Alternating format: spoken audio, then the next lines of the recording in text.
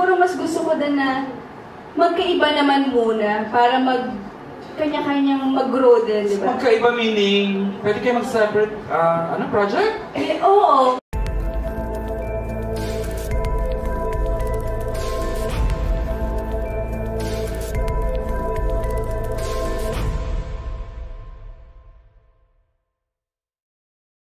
Together, yung Mr. and Mrs. Smith, gusto ko pong magawa namin yun.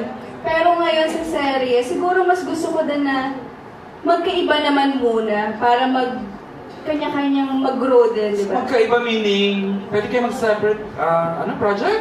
Oo, parang kasi 7 years na po kami, love team. Pero parang, di ba, parang gusto ko rin siya, mag-grow din siya as an actor.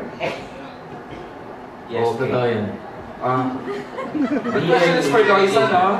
Ronnie, aminin mo na, para malaman nila exactly what gusto mong maging next project mo, Ronnie. Alam ko to eh. Ako gusto ko talagang mag-action, kaya yung Pira-Pira so parang yun yung naging, training ko. So... Oo, half of the season, binigyan ka talaga ng mga action scenes, ano? Opo. So yun, kaya if ever man, tama yung sinabi ni Lois na pag-usapan namin yan na pag kami offer sa yung magandang oportunidad, ako din, gano'n, hindi pwede kang magsulo ako, pwede din akong humiwalay na muna. And para din sa amin lang huwag kang subok-subukan mo kay Benny dapat. Nagbabanta na kagad, dapat ganun, bantaan mo kagad. Ayun, pero sobrang thank you po sa Dreamscape dahil gusto ko talaga yung role na gano'n naipagsapakan ka, naipagbahilan ka, so binigay nila sa akin, kaya thank you po. Thank you.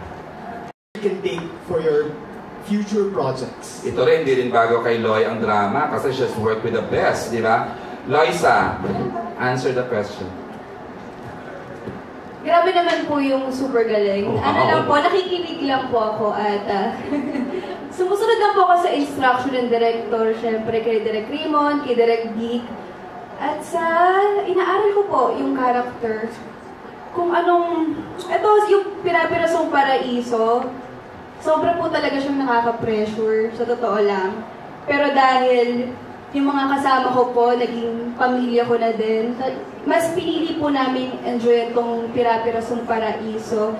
At dito ko po nakilala din yung sarili ko na kaya ko pala gumawa ng ganitong klaseng story.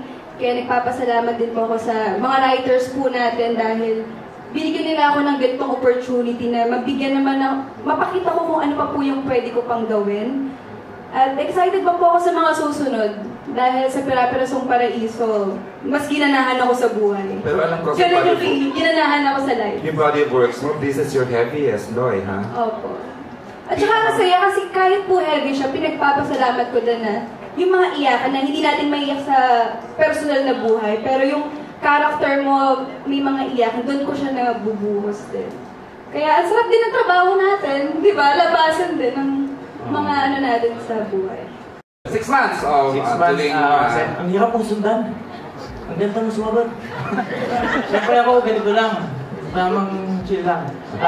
Sa 6 months po na ganun trabaho, sobrang, gagaya nga po na sinabi ko kanina, sobrang na-enjoy ko itong show na to.